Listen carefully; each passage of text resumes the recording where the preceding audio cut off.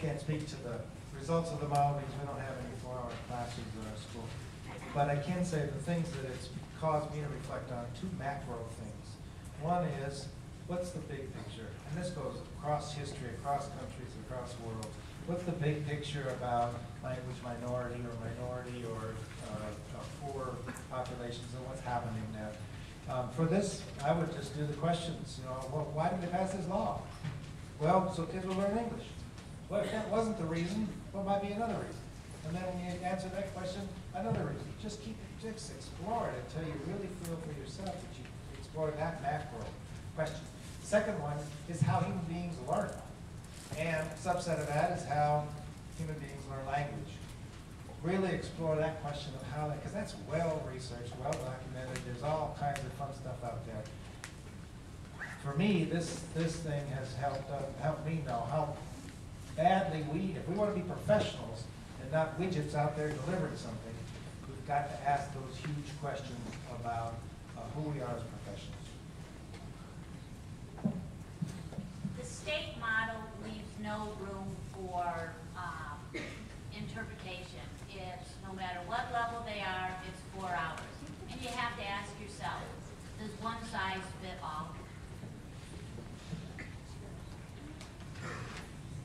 I don't even begin to know how to answer that question, except that I take the kids because I don't see them the next year unless they come back and talk to me or they did pass my class and I get to see them again, because I am, and I warn them, if you don't like Mrs. Flake, pass the class. 90% you're going to get me again.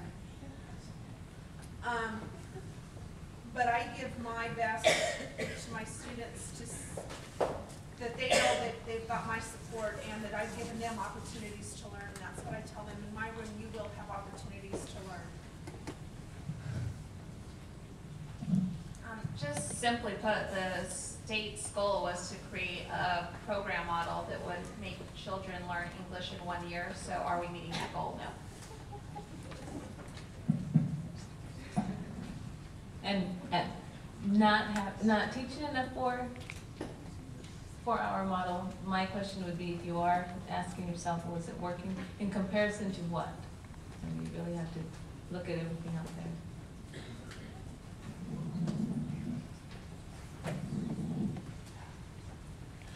A lot of questions have been asked, and I'm going to go back to what's the big picture.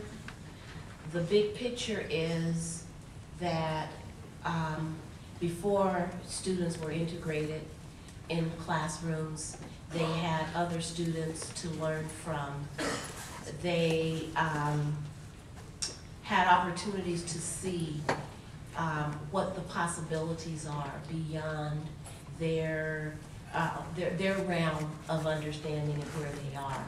Now they are separated, or you could say segregated.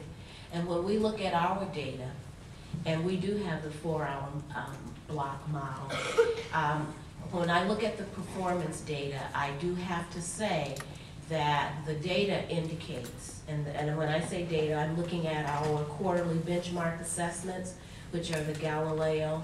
I'm looking at our Azella scores.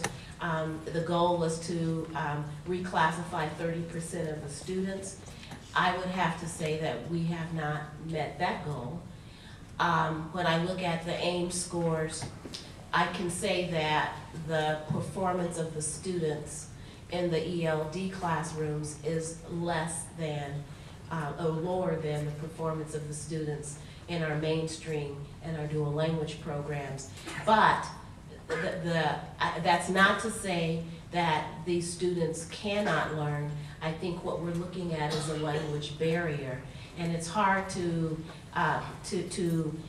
differentiate or pull out, is this a result of the knowledge that they have, or is this a result of their level of English language learning, particularly when they are given a test in a language that they're learning, not a language that they've mastered or a language that they know. I would also say that there is a high percentage of special education students also in the 4-hour classes. And then again, you know, are they in special ed because they have a lack of cognitive ability, or are they in special ed because they have a lack of language ability? So we try to make it as successful as we can. You know, I mean, when I first became a principal, I took a school that had students separated by language, and in 3 years, I integrated those students in with other students. And now I'm back to where, it's almost back to where I started when I was a principal back in 1990. We're back to where we were. And I saw a real benefit for integrating those students in with the mainstream students, and now they're separating the students. And I would say that you lose when you separate students. You know, they say you divide and you conquer, but I don't know that we've conquered anything. I think we've divided, and that the children have lost.